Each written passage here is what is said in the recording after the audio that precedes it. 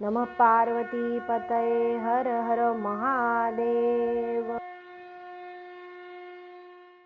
श्री शिवपुराण महात्म्य अध्याय 6 शिवपुराणाचा श्रवणविधी। शौनक ऋषी सुतांना म्हणाले, हे महामुने, तुम्ही श्रेष्ठ शिवभक्त आहात, महाप्रज्ञावान व्यासशिष्य आहात, तुमचे सद्गुण कौतुकास्पद आहेत, तुम्ही महान उपदेशक आहात, गुरुतुल्य अशा तुम्हाला नमस्कार असो। तुमच्या मुखातून शिवपुराण ऐकायला मिळणे ही आमच्यासाठी फार मोठी पुण्यपर्वणी आहे। या कथाश्रवणांचे संपूर्ण उत्तम फळ आम्हाला श्रोत्यांना प्राप्त व्हावे म्हणून शिवपुराणाचे श्रवण कसे करावे याविषयी कृपया मार्गदर्शन करा। सूत म्हणाले, शौनकजी, तुमच्या मनात शिवकथांचे श्रवण करण्याबद्दल असलेली आस्था पाहून मला समाधान वाटत आहे।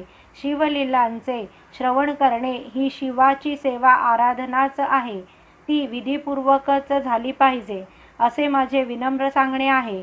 आता मी तुम्हाला शिवपुराणाचे श्रवण कसे करावे, तत्पूर्वी काय व्यवस्था करावी याविषयी सविस्तर सांगतो।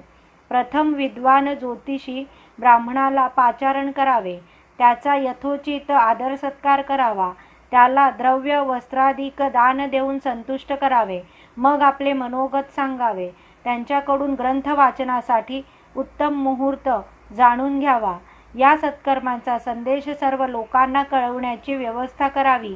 जे भगवत भक्त आहेत, जे स्वतःचे कल्याण इच्छितात, त्या सर्वांना अवश्य बोलावून घ्यावे। परिसरात जे जे शिवभक्त आहेत, जे शिवकथांचे कीर्तन व श्रवण करण्यास उत्सुक असतात, त्या सर्वांना आदराने निमंत्रित करावे, त्यांचा सत्कार करावा। शिवालय, देवालय, तीर्थस्थान, अरण्य आणि घर ही सर्व स्थाने ग्रंथ पठण करण्याच्या दृष्टीने योग्य मानली जातात।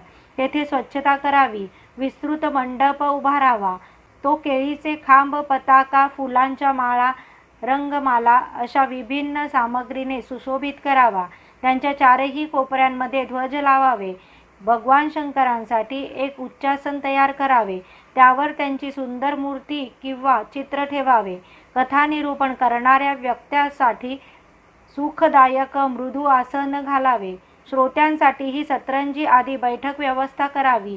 येथे एक महत्त्वाची सूचना करावीशी वाटते। या जगात कोणी जन्माने गुरु होतो, कोणी आपल्या सद्गुणांनी गुरु होतो, त्या गुरूंचे प्रकारही वेगळे असतात आणि त्यांच्या अवस्थाही वेगवेगळ्या असतात। त्या सर्वांमध्ये पुराणांचा ज्ञाता असलेला विद्वानच परमगुरू मानला जातो। पुराणवेत्ता हा नेहमी शुचिर्भूत, दक्ष, शांत, ईर्ष्या नसलेला, साधू वृत्तीचा, दयाळू आणि प्रवचन कुशल असावा। पुराणांतील पुण्यकथांचे निरूपण करण्यासाठी असेच विद्वान योग्य असतात। त्यांची वाणी अभीष्ट फल देणारी आणि श्रोत्यांसाठी कल्याणप्रद असल्याने त्यांच्याकडे तुच्छतेने पाहू नये, त्यांची निंदा करू नये, त्यांच्याविषयी आदरच बाळगावा। अहंकार केलेले श्रवण निष्फळ ठरते, म्हणून सद्भावनेने श्रवण करावे। भगवान शंकर स्वतःच्या लीला ऐकण्यासाठी या मंडपात सूक्ष्म रूपाने हजर आहेत, ते आपल्याकडे कौतुकाने पाहत आहेत अशी धारणा ठेवावी। त्यामुळे भावभक्ती वृद्धिंगत होऊन श्रवणाविषयी आस्था वाढते, गोडी निर्माण होते, वक्त्यानेही श्रोत्यांना आनंद होईल अशा प्रकारे सम्यक आणि प्रासादिक निरूपण करावे। सूर्योदयापासून 3.5 प्रहर हा कालखंड कथा वाचण्याच्या दृष्टीने उपयुक्त सांगितलेला आहे। मध्यान्हकाळी 2 घटका कथा वाचन थांबवावे, म्हणजे उपस्थितांनाही थोडी विश्रांती मिळून मलमूत्रादी विसर्जन करणे सोयीचे होते। शिवपुराणाचे श्रवण करणे हे एक व्रतच आहे। त्या व्रताचे इष्टफल मिळावे म्हणून श्रोत्यांनी कथेस आरंभ होण्यापूर्वी 1 दिवस आधी तसा संकल्प करावा, व्रतस्थ राहावे, ब्रह्मचर्यादी नियम पाळावेत, वक्त्यानेही क्षौरकर्म करून घ्यावे।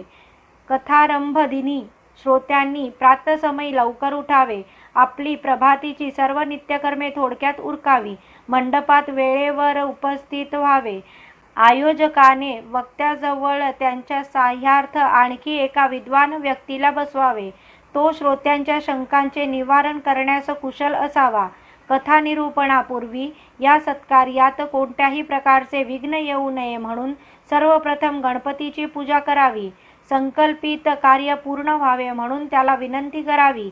त्यानंतर भगवान शंकरांची आणि श्री शिवपुराण या ग्रंथाची भक्तिभावाने पूजा करावी. श्रोत्यांनी शुद्ध मनाने आणि प्रसन्न चित्ताने कथानिरूपण ऐकावे. जो वक्ता आणि श्रोता अनेक प्रकारच्या कामांमध्ये व्यग्र असतो, कामक्रोधादी षड्विकारांनी युक्त असतो, स्त्रियांमध्ये आसक्त असतो, नास्तिक असतो, विरोधी वर्तन करणारा असतो, त्याला या धर्मकार्यापासून काहीच पुण्य लाभ होत नाही. पण जे लोक धन, गृह, दारापुत्रादी प्रापंचिक चिंता सोडून शुद्ध चित्ताने एकाग्रतेने कथाश्रवण करतात त्या सर्वांना उत्तम फलप्राप्ती होते. जो श्रोता श्रद्धाभक्तीने युक्त आहे, दुसऱ्यांच्या कर्मांचे मूल्यमापन करीत नाही, सदाचाराने राहतो, पवित्र धारणा ठेवतो, मौन पाळतो, उद्वेगशून्य असतो, त्याला शिवपुराणाच्या श्रवणाने अगणित पुण्यलाभ होतो व शिवकृपेने त्याचे परमकल्याण होते. अशा प्रकारे शिवमहापुराणातील अध्याय 6 समाप्त. ओम नमः शिवाय.